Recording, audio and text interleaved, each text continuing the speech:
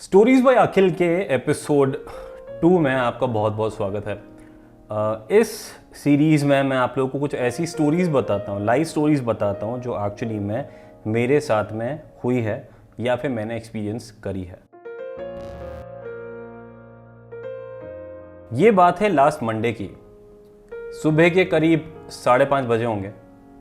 एक random club house के room में मैं था और वहाँ पे करीब 20 स्पीकर्स थे, जिनमें से एक मैं था और करीब 200 के आसपास लिसनर्स थे। और बाय द वे मैं आपको ये बता दूं कि अगर आप लोग क्लब हाउस यूज़ करते हैं तो आप मुझे फॉलो कर सकते हैं।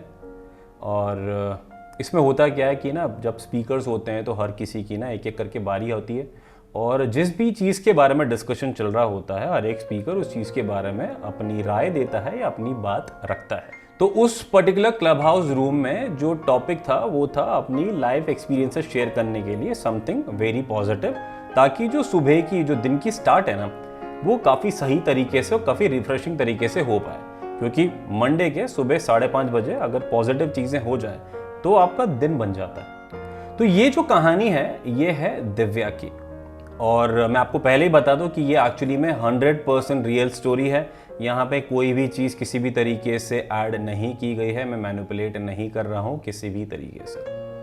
तो जो हमारा मेन कैरेक्टर है उनका जो नाम है वो मैं चेंज कर रहा हूँ, क्योंकि मुझे रियल कैरेक्टर का नाम नहीं पता। वो एक रैंडम रूम था, मुझे ये भी नहीं पता कौन सा ग्रुप था, कौन सा रूम था, कब मैंने किया था वो मुझे पता है, पर उसमें ट्रैक करने के लिए कोई ऑप्शन नहीं होता है। और क्योंकि मैं क्लब हाउस से इतना ज़्यादा अभी तक हैबिचुअल नहीं हूँ तो मुझे नहीं पता कि मैं कैसे करूँ। मैंने उनको फॉलो नहीं करा, पर क्या हुआ, क्या बातें हुई, उस चीज़ के बारे में ये स्टोरी है। मेरे उनके फॉलो करने के बारे में स्टोरी नहीं है। हाँ, तो जो कैरेक्टर का नाम है वो भले ही मैंने चेंज कर दिया है, पर बाकी जितनी भी डिटेल्स हैं वो एकदम एक्यूरेट है जितनी मैं सुन पाया। और मैं आप लोगों से हमसे निवेदन करना चाहूँगा कि मुझे रियल दिव्या तक पहुँचना है। अगर आप लोग इस वीडियो को शेयर कर सकते हैं, जितना ज़्यादा कर सकते हैं इस वीडियो को शेयर कर सकते हैं, तो प्लीज़ करिए, क्योंकि मैं चाहूँगा कि ये चीज़ डायरेक्टली इनडायरेक्टली दिव्या तक पहुँचे and we get in touch with Divya. जो रियल दिव्या है उन तक हम पहुँचे और हम उनको पैसा वैसा के चैनल पर लेके आएँ and we will definitely do a video with her for the amazing story. हाँ, तो हुआ ये था कि एक एक करके ना हर स्पीकर बोल रहे थे। अब हर किसी की बातें शेयर हो रही थी। उसके बाद में टर्न आया दिव्या का। जब दिव्या का टर्न आया तो जैसे नॉर्मली आइडियली हर एक क्लब हाउस यूज़र को करना चाहिए जब आप रूम में होते हैं, कि जो भी स्पीकर की बारी आई है आपको उसका बायो एक बार चेक कर लेना चाहिए, उनका प्रोफाइल चेक कर लेना चाहिए। और वो करने के बाद में अगर आपको वहाँ पे कोई और सोशल मीडिया हैंडल्स एसोसिएटेड दिखते हैं तो आप वो भी एक बार चेक कर सकते हैं, just so that you know the background of that particular speaker. तो वही एग्जैक्ट चीज़ मैंने भी करी। जैसे ही दिव्या का टर्न आया मैंने उनके प्रोफाइल को खोला, क्लब हाउस में जो भी बायो लिखा हुआ था वो मैंने पढ़ा। फिर मैंने उनको ट्विटर और इंस्टाग्राम के जो हैंडल्स हैं वो भी चेक किए, क्योंकि वो उनके ही बायो में मेंशन था। वो चेक करने के बाद में एक चीज़ मैं आपको बता दूं, इंस्टाग्राम की जब मैं उनकी पोस्ट चेक कर रहा था तो मुझे ये चीज़ देख के, भाई मैं आपको ऑनेस्टली बोलूँगा, इतनी अमेजिंग पोस्ट, इतने अमेजिंग फोटोज देखते से क्लियरली नजर आ गया कि यार इनका जो फैशन टेस्ट है ना, जो फैशन स्टाइलिंग है, काफ़ी अमेजिंग है। बहुत ही अच्छे तरीके से फोटोज लिए गए थे, काफ़ी एक्टिवली फोटोज आते रहते थे उसके ऊपर। और ये पता लग गया था कि ये एक ऐसा इंसान है जिसको अपना ध्यान रखना काफ़ी अच्छे तरीके से आता है। ये सब चीज़ें 30 सेकंड के अंदर अंदर चेक करने के बाद में मैं वापस से क्लब हाउस की ऐप पे पहुंच गया। तब तक मैं उनकी बातें सुन रहा था। तो इन 30 सेकंड्स में उन्होंने अपना एक शॉर्ट इंट्रोडक्शन दिया था, जो कि था कि वो एक ऑन फील्ड जर्नलिस्ट हैं जो जयपुर सिटी में बेस्ड हैं, जहां तक मैं सुन पाया। और जो ट्रैवलिंग है ना, वो उनके काम का मेन कंपोनेंट था। मतलब वो अलग अलग जगह पे ट्रैवल करती रहती थी for all these news stories and everything, and she used to love her work.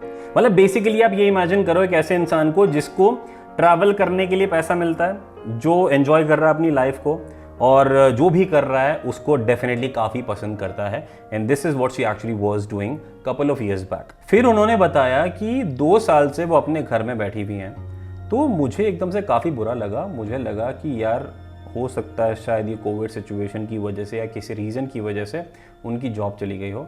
And I was literally feeling bad कि यार मतलब जिस इंसान की एक ड्रीम जॉब वो कर रहा है उसके हाथ से वो चीज़ चली गई। फिर उन्होंने आगे कंटिन्यू करा, और जब आगे कंटिन्यू करा तो मैं आपको ईमानदारी से बता रहा हूँ, मैं हिल गया। कुछ सेकंड के लिए माई माइंड वॉज नम्ब। उन्होंने बताया कि करीब 2 साल पहले उनको एक न्यूरोलॉजिकल डिसऑर्डर हुआ था। कोई उन्होंने टर्म बताया था जिसके बारे में मुझे एग्जैक्टली नहीं पता, पर दैट वाज डेफिनेटली समथिंग जो न्यूरोलॉजिकल था, मतलब कि आपके दिमाग से रिलेटेड था, जिसकी वजह से उनके जो दोनों पैर हैं वो काम करना 100% बंद हो चुके हैं। उन्होंने मेंशन करा कि वो इसी रीज़न की वजह से 2 साल से अपने घर से बाहर नहीं निकल पा रही हैं। Forget about her being able to step out of the house, वो अपने रूम से बाहर नहीं निकल पाई पिछले 2 साल में। उन्होंने ये ऐड किया कि वो स्टार्टिंग में काफ़ी परेशान रहती थी, काफ़ी उनको बुरा लगता था, ऑलमोस्ट डिप्रेशन में थी। She used to think about this all the time कि भाई भगवान ने उनके साथ में क्या कर दिया, ये क्या हो गया, ज़िंदगी बर्बाद हो गई and all that usual things.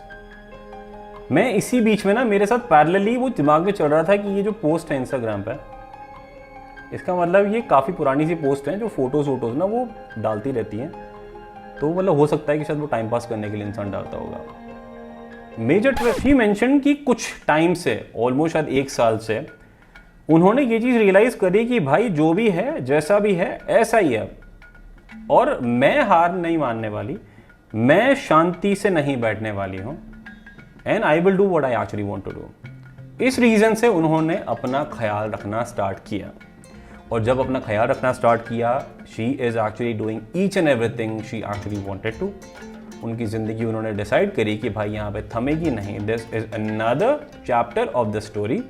और वो जो इंस्टाग्राम के पोस्ट नज़र मुझे आए थे, वो पुराने पोस्ट नहीं थे, वो एक्चुअली में नए पोस्ट थे, because she actually used to love dressing up, और वो हमेशा ऑलमोस्ट हर दूसरे दिन रेडी होती हैं, अच्छे से फ़ोटोज़ खींचती हैं, इंस्टाग्राम पर डालती हैं, पॉजिटिविटी शेयर करती हैं। उसके बाद में इन सारी बातों को ख़त्म करने के बाद में शी एडेड कि नॉर्मली क्या होता है कि जैसे अगर किसी का ब्रेकअप हो गया, हमें लगता है this is the end of the world, end of the life, या फिर कोई इंसान कुछ मेहनत करने के बाद में कुछ कर नहीं पा रहा है। एग्जाम्पल के तौर पे अगर मैं बहुत मेहनत कर रहा हूँ, मुझे कहीं से पैसा नहीं मिल रहा है, या मैंने बहुत मेहनत करी, मैं कुछ सीख नहीं पा रहा हूँ, मैंने बहुत ईमेल्स भेजे, मुझे किसी का रिस्पॉन्स नहीं आ रहा है, मैं किसी दोस्त को कुछ करता हूँ पर रिटर्न में वो मेरे लिए कुछ करता नहीं है। All these things it troubles us every single time, और हम सोचते हैं कि हमारी जिंदगी झंड है, जिंदगी बर्बाद है।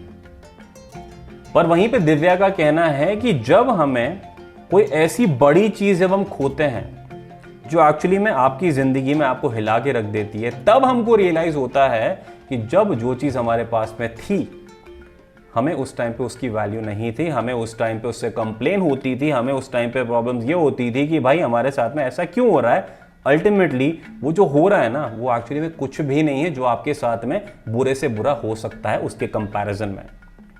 दिव्या रिग्रेट करती है कई बार कि जब उनके साथ में मान लो कि ब्रेकअप के अगर कुछ टाइम होता था, उन्होंने 2 से 3 दिन डिप्रेशन में निकाल दिए, और जब उनके साथ में ये चीज हुई तो उन्हें लगता है कि भाई पास में जो भी हुआ ना, वो ऐसा था कि भाई वो कुछ नहीं है, वो दर्द ही नहीं है in comparison to what she actually has been going through in last 2 years। पर फिर भी अभी भी उन्होंने हार नहीं मानी है। She is back to her life, the new chapter of life with all that positivity, और वही चीज को स्प्रेड करती हैं, लोगों को बताती हैं कि भाई जो आपकी प्रॉब्लम्स है वो प्रॉब्लम्स नहीं है, it is very very simple thing which can be solved and you can do a lot about it. ऐसी स्टेज में वो किसी को भी नहीं देखना चाहेंगी जहां पे आपके पास में कोई यू टर्न नहीं है।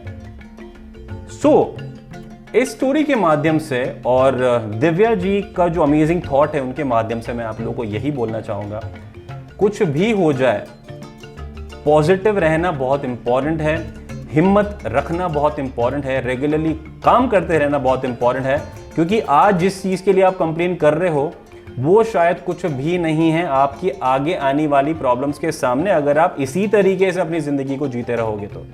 अगर आप पॉजिटिविटी रखोगे, आगे कितनी भी बड़ी प्रॉब्लम आ जाए, you will be able to face that in a very amazing way, जैसा कि दिव्या कर रही हैं। और अगर आप लोगों को इस स्टोरी से हल्का सा छोटा सा भी कनेक्शन लगता है, क्योंकि मुझ पर इस चीज का डेफिनेटली काफी इंपैक्ट पड़ा है, और मैं डेफिनेटली चाहूंगा कि कभी ना कभी मैं रियल दिव्या जी से मिलूं, और इस चीज के बारे में तो नहीं, पर उनकी जो पॉजिटिव जो चीजें हैं, जो पॉजिटिव एटीट्यूड है, उसके बारे में कुछ और चीजें भी सुनूं, जानूं, ताकि मैं अपनी लाइफ में और अच्छे तरीके से इंप्लीमेंट कर पाऊं और आप लोगों के साथ में भी पॉसिबली शेयर कर पाऊं। अगर आपको ये रियल स्टोरी दिव्या जी की और दिव्या जी की सोच की पसंद आती है तो दिव्या जी के नाम पे एक लाइक ज़रूर कर देना, शेयर कर देना इस वीडियो को, ताकि ये रियल दिव्या जी तक पहुंचे वीडियो, सब्सक्राइब कर सकते हो if in case you are interested in something similar to this, या फिर the real ways of making money online, या फिर पर्सनालिटी डेवलपमेंट, या फिर जो स्कैम्स है मैं आप लोगों को इन्फॉर्म करता हूँ, अवेयर करता हूँ उन चीज़ों में। बाकी मैं मिलूंगा आपको नेक्स्ट वीडियो में, तब तक के लिए take care and stay amazing and keep hustling.